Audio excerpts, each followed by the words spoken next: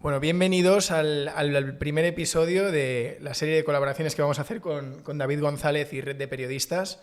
David González, que ya ha estado con nosotros en ocasiones anteriores, es experto en medios y audiencias, y este espacio lo vamos a dedicar a entender algunas de las dinámicas del sector, a entender qué pasa con las grandes plataformas y a entender todo lo que afecta a las audiencias y a los nuevos modelos de negocio de los medios.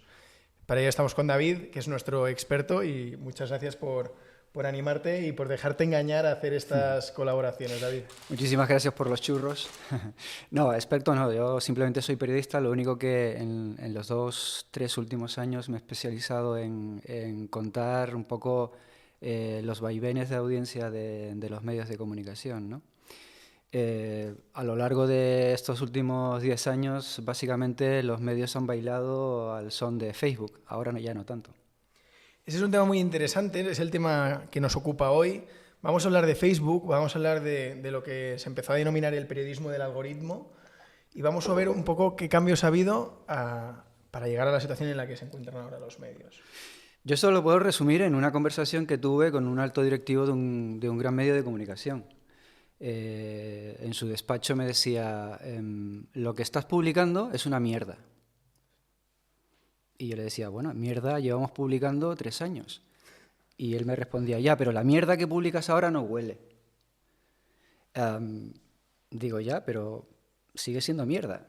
Y eso es el resumen del crash del periodismo de algoritmo de aquella década en la que Facebook inyectó cerca del 60 al 90% de muchos medios digitales.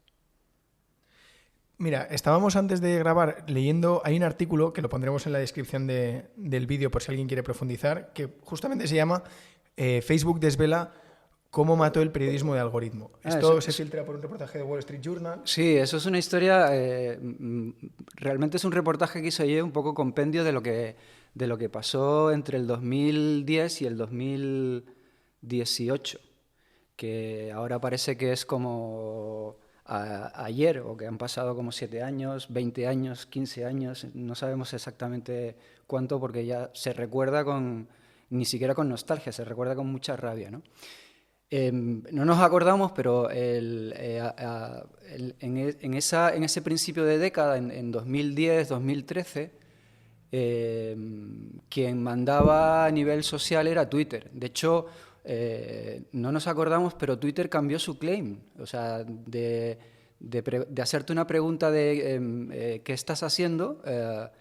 Cambió el claim, antes de tú poner un tweet en el cajetín, el claim que empezó a colocar era ¿qué está pasando? ¿No? O sea, ¿qué está pasando en el mundo? Entonces, Twitter se convirtió como una especie de agencia de noticias global porque todos los periodistas estábamos allí. Estábamos allí, ¿por qué? Porque sabíamos a través de Twitter que era trending topic, que es lo que le interesaba a un pequeño grupo de audiencia. Tú tenías acceso a toda la información global de todos los periodistas y medios de comunicación y agencias que estaban en Twitter también, pero ocurrió algo que yo creo que fue lo que cambió la manera en la que Mark Zuckerberg se dio cuenta de cómo podía escalar Facebook a nivel mundial. Como bien sabes, un algoritmo o cualquier plataforma digital no escala si no tiene contenido gratis que lo haga escalar. Y ese contenido gratis, ¿quién se lo podía facilitar a Zuckerberg? Los medios de comunicación. Pero es que los periodistas estábamos en Twitter. Era el tiempo de la primavera árabe donde las revoluciones se hacían en Twitter.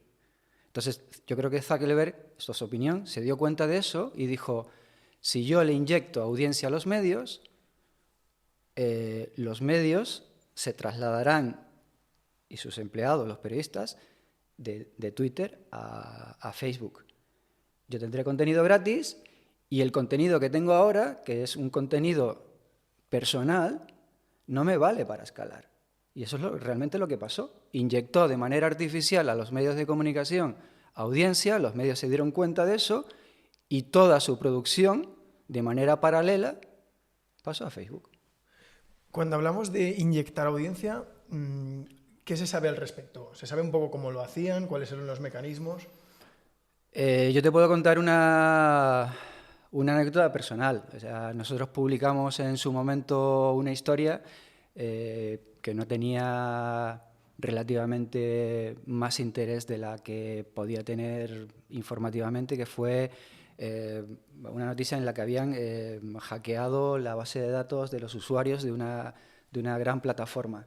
Nosotros lo dimos y a nivel de Twitter pasó desapercibido, pero en Facebook, para ese medio de comunicación con el que yo estaba colaborando en ese momento, había tenido unas 100.000 visitas ese día.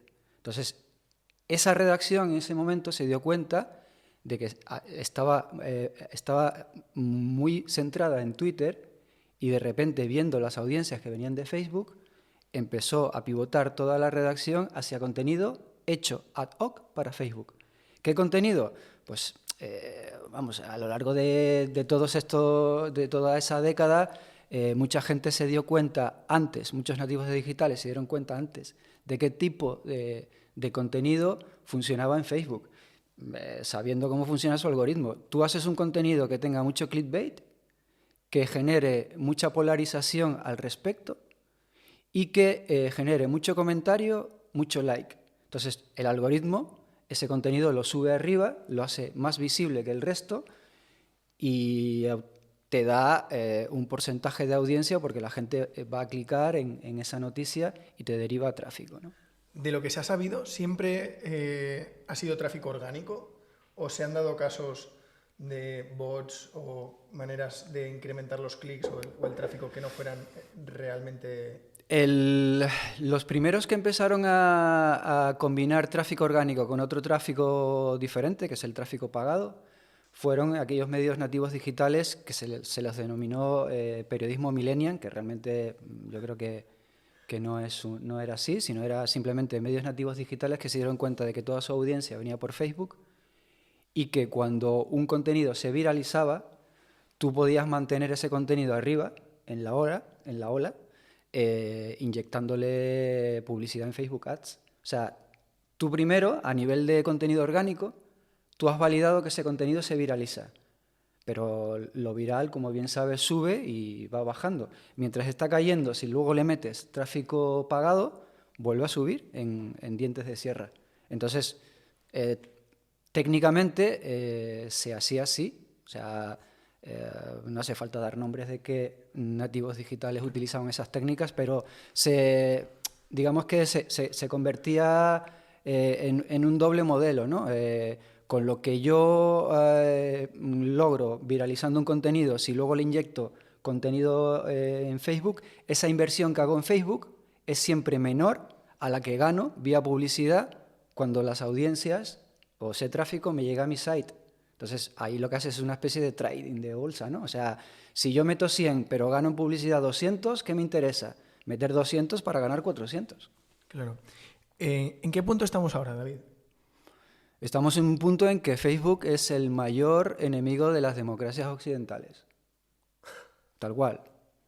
Porque tenemos una idea un poco equivocada de lo que es Facebook. Es una plataforma social que vende publicidad a los anunciantes que quieren conectar con determinado target de usuarios.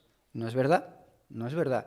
El documental de Facebook, de Social Dilemma, lo pone muy claro.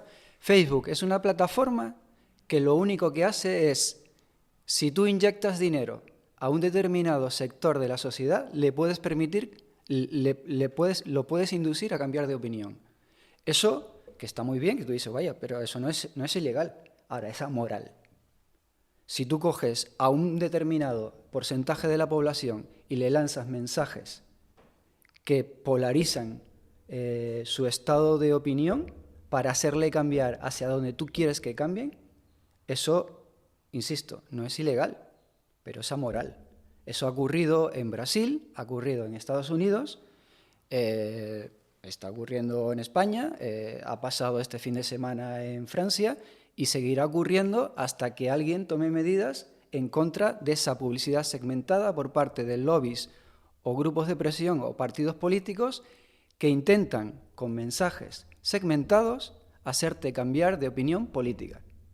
Insisto, no es ilegal, porque tú puedes cambiar de opinión, es lícito. Ahora, cómo te obligan o cómo te inducen a cambiar de opinión, no creo que sea muy ético. De hecho, hay un código ético incluso para los anunciantes que determinadas campañas de publicidad no se pueden realizar.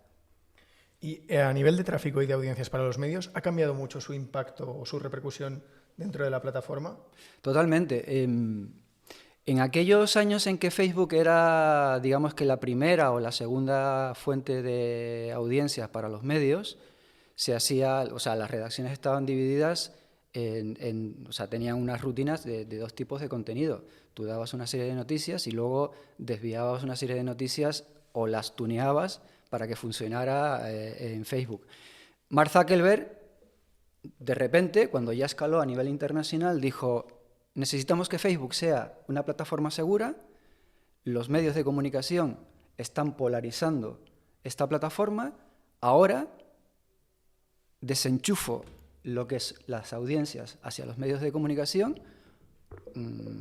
hablando mal, bajo la chapa, ¿vale? Bajo la puerta del garaje, y os quedéis sin audiencia. Hay un gráfico de Slate que durante esa época de transición entre lo que fue Facebook, todo lo que funcionaba en Facebook y lo que ya no funciona en Facebook, que era curiosamente lo que antes funcionaba, nadie sabía lo que pasaba en Facebook. De hecho, la gran pregunta de las redacciones es: ¿qué demonios le pasa a Facebook que ya no me da audiencia, incluso comprándola, ¿no?